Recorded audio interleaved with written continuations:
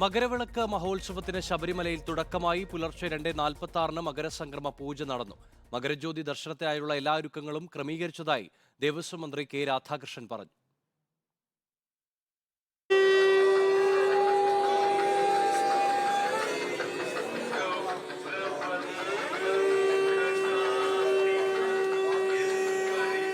ഭക്തലക്ഷങ്ങൾ കാത്തിരുന്ന മകരവിളക്ക് മഹോത്സവത്തിന് പുലർച്ചെ 2 മണിയോടെ നട തുറന്നതോടെയാണ് തുടക്കമായത്.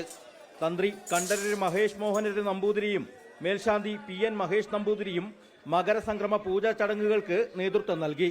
കവടിയാർ കൊട്ടാരത്തിലെ കന്യയ്യപ്പൻ എത്തിച്ച വിശേഷപ്പെട്ട നെയ്യ് ഉപയോഗിച്ച് പിന്നീട് അഭിഷേകവും നടന്നു.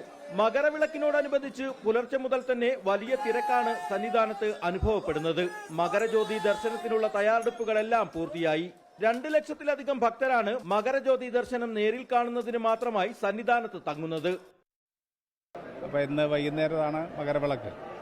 അപ്പോൾ മകരവിളക്ക് ദർശനത്തിന് വേണ്ടി ഭക്തന്മാർക്ക് എല്ലാവിധത്തിലുള്ള സൗകര്യങ്ങളും ഒരുക്കിയിട്ടുണ്ട്. പൊതുവെ നമുക്ക് വരുന്ന ഭക്തർക്കെല്ലാം നല്ലപോലെ വിളക്ക് കാണാനുള്ള ഒരു സൗകര്യമാണ് ഉണ്ടാക്കുന്നത്. വൈകിട്ട് 5:15ഓടെയാണ് തിരുവാഭരണ ഘോഷയാത്ര ശരംകുത്തിയിലെത്തുക. 5 മണിയോടെ ദേവസ്വം പ്രതിനിധികൾ ചേർന്ന് ഘോഷയാത്രയെ സ്വീകരിക്കും. തുടർന്ന് കൊടിമരച്ചുവട്ടിൽ മന്ത്രിയും തന്ത്രിയും മേൽശാന്തിയും അടക്കമുള്ളവർ ചേർന്നും സ്വീകരണം നൽകും. 6:15 ശബരിമല ശാസ്താവിന് തിരുവാഭരണങ്ങൾ ചാർത്തിയുള്ള മഹാദീപാരാധന നടക്കുക.